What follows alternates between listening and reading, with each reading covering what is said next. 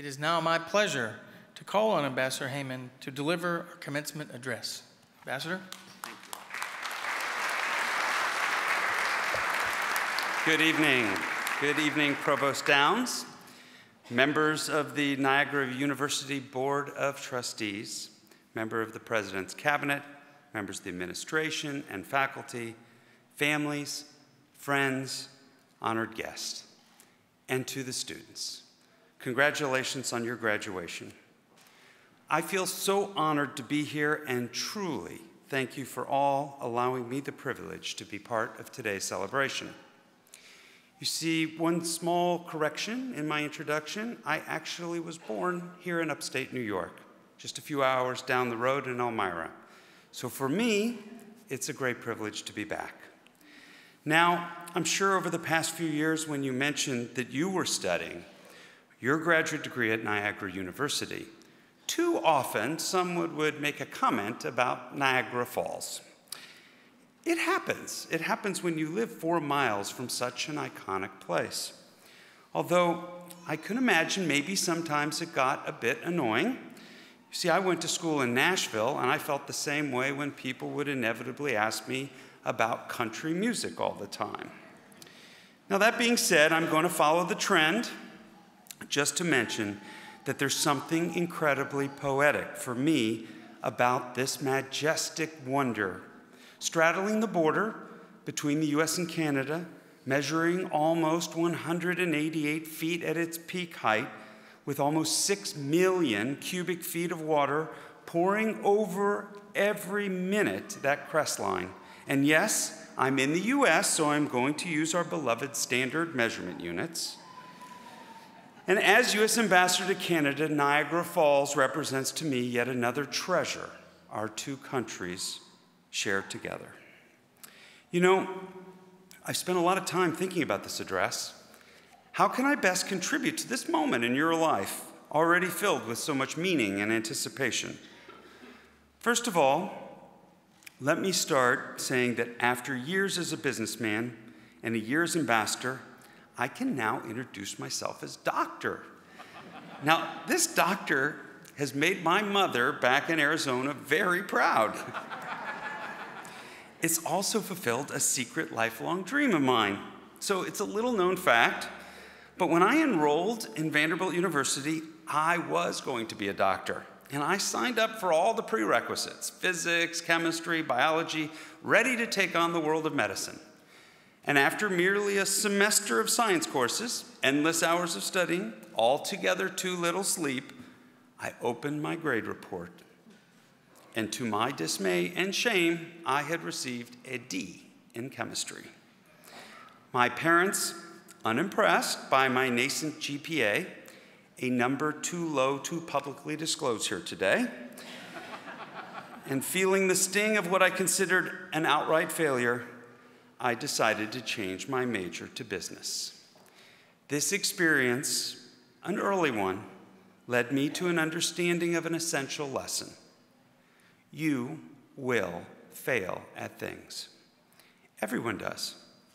Don't just learn from these failures. Apply what you've learned and adapt. So here's the key.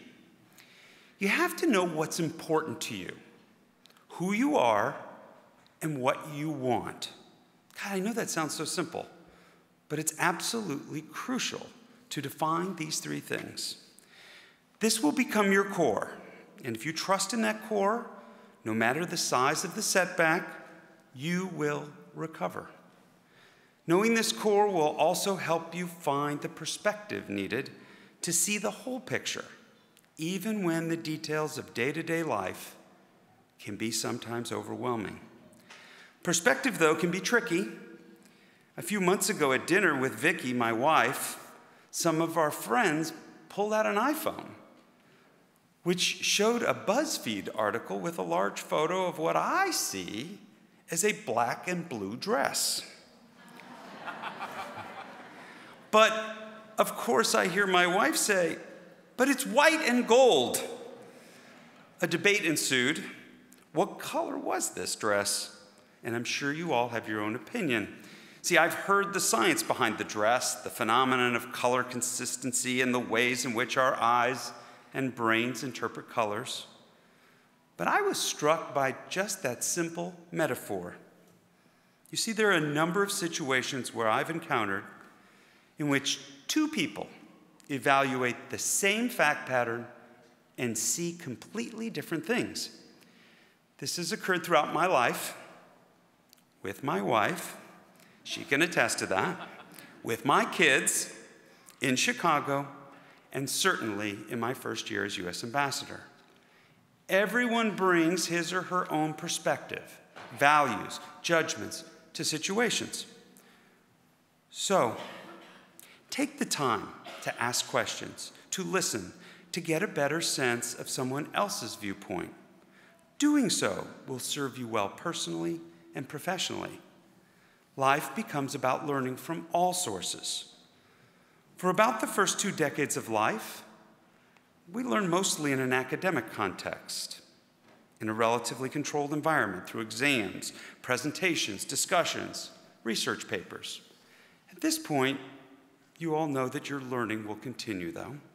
Failures, success, maybe additional school, careers, relationships, everything continues to contribute to this process. And at times, even a single person can have an impact. In fact, my recent change in profession starts with another story. A story about how I met one man who utterly changed the trajectory of my life. That man is Barack Obama. Now, I've spent most of my adult life in Chicago, 33 years in the Windy City, building a home and a family with my wife, Vicki. We have 3 wonderful children and 2 grandchildren, giving me the undeniable privilege of my 2 favorite titles, Dad and Grandpa. We love the city life, Blackhawks and Bulls games, summers by the lake, even struggling through the bitter winters that scare most people away from Chicago. We worked hard in our respective fields, Vicki in the community as a philanthropist and a change maker, and I put in long hours at the office. Yet, we were not politically active. Well, sure, we had political ideals, philosophies, and opinions. Who doesn't? And we deeply cared about our community, both locally and on a larger scale. We voted and put in a plug, vote, but we weren't deeply engaged. Then, about 10 years ago, Vicki and I were invited to attend a dinner, hosted by a good friend of ours. That dinner was in honor of a first-term senator from Illinois, Senator Barack Obama. We call that evening the night that completely changed our lives. At the time, then Senator Obama was not running for president. As an obscure Illinois state senator, he had delivered a powerful, ambitious speech in the 2004 Democratic Nominating Convention in Boston. This speech had captured the nation's attention and electrified support for his U.S. Senate race in Illinois. And Vicki and I were looking forward to the opportunity to hear more from this brilliant and charismatic leader. Now, I couldn't tell you what was served at that dinner, or even who else was at the dinner. But what I can tell you is this. We engaged in conversation with Senator Obama about everything you could think of, from the economy to the environment, geopolitical affairs to domestic politics, the challenges we were having as a country, and the opportunities that were possible. You see, life has these moments that turn into crystal clear memories that are readily accessible even years later. I vividly remember thinking to myself, everything this man is saying resonates with me.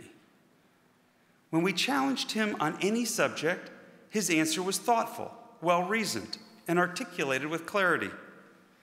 He was engaging, principled, inspiring, and most importantly, he had a vision on how the world should be and what the United States should represent. The dinner ended, and Vicki and I got in our car to head home. Now, for probably the first time in our marriage, we drove in complete silence. And for anyone who knows the two of us, we are talkers. Silence is not common. But it was clear to both of us that this was the kind of person who should lead our country. And if he chose to run for president, we knew we were going to be there for him. That decision, that 10-minute drive home, that evening, well, it transformed my life. Which leads me to strongly encourage the following mantra. Be open to change. Embrace it. You never know when it's going to show up. So my personal take on evolution, you can call it the Bruce Heyman Darwinism. It isn't the smartest person that survives, and it isn't the strongest person. It is the individual that's most adaptable to change. Every day, the world is changing rapidly. Industries develop or they become obsolete. Our methods of communication from just 5 years ago seem archaic. Technology is making the inconceivable a tangible reality. You are living in a time of upheaval, both incremental and immense, but also a time of innovation and possibility. When confronted with an opportunity that inspires you, a situation you intuitively know is right, don't let fear bar you from the change that will lead your life into a new direction. Let life be an improvisation. Before the president announced his candidacy, I knew I was going to take the leap. For the first time, to wholeheartedly support a politician. I was there the day he announced he was running for president, and I haven't looked back. Now, of course, I could tell you that I decided in 2007 to support President Obama and his campaign, and then boom, here I am, 8 years later, representing the United States of America as the U.S. Ambassador to Canada. Life can sometimes look that way from the outside, but this role as ambassador was earned through years of effort and constant discipline, working day in and day out in a job I loved, managing many different individuals and teams to achieve outcome. Success, however you measure and define it, comes from consistent and disciplined work. As a former financial markets guy, I like to think of this consistent work as a compounding investment in yourself and your life. Compounding is the ability of an asset to generate earnings, which are then reinvested in order to generate their own earnings. And this concept doesn't just apply to finance, although I'll come back to that in a minute. But here's the secret. You can actually apply this premise to your life, to your work. There's a theory about what it takes to become truly an expert at something. Everyone knows that practice makes perfect, but not just any amount of practice. It takes a lot of practice. Some think it takes at least 10,000 hours of practice to become a master of your craft, a theory first developed by Dr. K. Anders Ericsson and then popularized by Malcolm Gladwell. That's a full 417 days worth of nothing but practice. And it's not just the hours of practice that allow the greats to master their craft, whether it's music or sports or computer programming. It's the compounding effect of that practice. Mastering something one day so you can then work on mastering the next stage the next day. And if you work at something for 20 hours per week for roughly 10 years, that adds up to 10,000 hours. So invest your assets, your effort, your time, your talent into your passions, whether it is the geomorphology of the nearby Adirondack Mountains, or a political movement, or JavaScript coding, or best practice for sustainable business. Invest your assets wisely. Bad investments lead to poor outcomes. So be sure you do what you love, and that you aren't working just to work. That passion for your work, that disciplined effort, that investment, it will reinvest and grow, and then it will reinvest again. You will generate success from previous success. I promise you this formula will work every time. Now I'm going to close with a few more thoughts about compounding, but in a different context. A few weeks ago, I had the opportunity to speak to a group of Canadian students. Now, I engage in conversation with youth fairly often at schools and universities, but this was in front of 17,000 students on a stage where I had recently seen Neil Diamond tear it up in concert. And I'll admit, it was slightly intimidating, although the experience certainly helped me for today. On stage, the moderator asked me, if you could teach one high school class, what would it be? I wasn't supposed to elaborate, just give a 1 or 2 word answer and move on to the next question. I responded without thinking twice. Financial literacy. I know, not the most exciting or inspiring answer, but actually I'm about to give you a tidbit of advice that could profoundly affect your future. Every day, American citizens, and I guess citizens from our neighbor, make decisions that profoundly affect their current and long-term financial security. And too often, they make these choices without any basic training about the consequences. I have adult children. I constantly field questions from them about finances, credit and debit cards, borrowing, purchase versus rent options, mortgages, saving, taxes, insurance, and the list goes on and on. So all of these subjects that cover financial literacy, what would I focus on? Well, I would come back to the power of compounding. There's a famous legend about the origin of chess. When the inventor of chess showed it to the emperor of India, the emperor was so impressed that he said to the man, "Name your reward."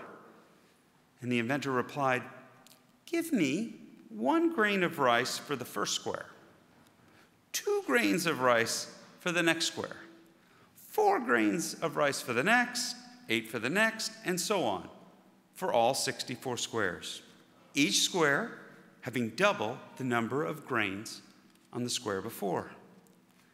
The emperor was amazed. He agreed, but he couldn't believe the inventor would ask for such a small reward. And a week later, he was shocked to discover that that reward would add up to an astronomical sum of rice. How much rice? Well, just the final square would hold more rice than could be produced in all of Asia in 11 centuries. Exponential growth is pretty powerful. And of course, this compounding growth applies to financial investment. Imagine if I told you that very early on in life, if you took $200 a month and put it away and invested it, and it could turn into $5 million. That's possible, but the key is that compounding the investment is the most effective if you start investing early. In fact, if you wait 10 more years to start, the total of your investment will be cut in half. Conversely, compounding can work against you. And as I'm sure many of you in this audience have already realized, borrowing money on a line of credit, then paying high interest rates can lead to compounding. But that's the bank's money, not for you. Parents in the audience, you can back me up on this one. Earn more, spend less. Earn more and spend less. Start saving and investing early, even if it's a small amount. You'll benefit greatly from the value of compounding. In fact, start now. Well, no, actually, enjoy yourself tonight. Start tomorrow. Don't wake up 10 years from now and begin. You will miss out on a large part of those gains. So if you remember only 1 word from my speech, remember compounding. Remember the power of compounding. Whether it's the compounding accumulation of perspective gained through experience and failure, the compounding effects of adaptability, the compounding investment of your assets into your work, or the compounding returns from early financial investments. Take these thoughts with you into the future. Going forward from today, this day, this commencement, it marks a transition. It's a day of celebration, feeling the pleasure of your work, looking towards an open road in front of you, your mind tingling with possibilities. It's also a day of reflection, thinking back on not just the academic lessons you learned here at Niagara, but also life lessons. It's a day of gratitude, appreciating each person who nurtured you. Look around you, your teachers, your family, your friends. Make sure to pause and recognize this moment with them. Extend your thanks for the part that they played. Today does not mark the end of your education. In fact, it's just a beginning. And now, after years of sweat and tears, of procrastination and mistakes and triumphs, you're on to the next leg of your journey. The world is constantly changing, shifting with broad trends that cross borders as we're faced with unprecedented challenges and opportunities. And as a country and as individuals, we need to be thinking about how to grow our economy, how we use energy, how we interact with the rest of the world, how we educate our kids, how we treat our planet. And still faced with inequities in our society, how we plan to treat each other. We need young people like you to step up. I know you want to take on that responsibility, and I know you're ready for it. Don't shy away from an endeavor because you're afraid you might fail. Instead, embrace the risk and adapt to the outcomes. Find work you love, work that has meaning to you, and put in constant and disciplined effort to follow that passion wherever it may lead. And you'll be better for that. You'll be better for that continued effort, and your work and success will accumulate, deepening and expanding with every day that you give your best. Congratulations to the class of 2015 on your graduation.